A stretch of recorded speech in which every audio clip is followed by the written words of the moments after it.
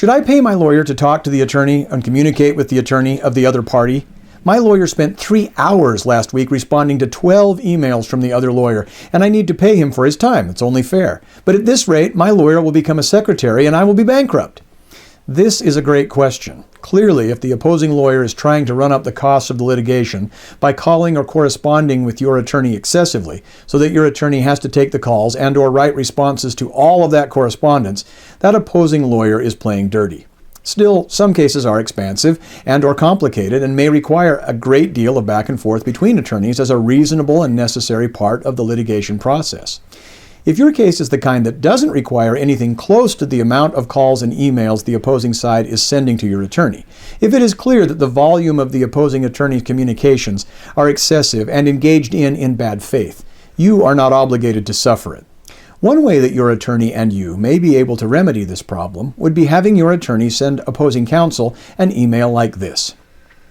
Dear opposing counsel, it is clear to any reasonable person that the frequency and volume of your telephone calls and or written correspondence with our office are unnecessary, unduly burdensome and oppressive, and engaged in bad faith.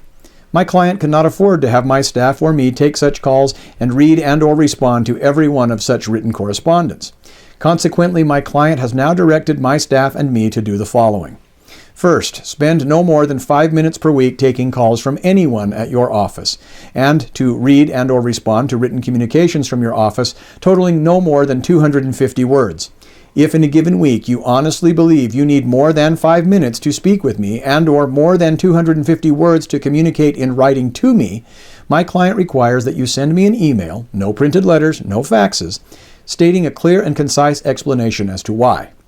No one at the office will read your email, but I will forward it to my client to determine whether he or she authorizes me that week to speak with you for more than 5 minutes and or to review and or respond to more than 250 written words from you. If you have any questions regarding this policy, you are welcome to call me and discuss them with me for up to 5 minutes this week, and or email me with your questions this week, so long as your email is no more than 250 words in length.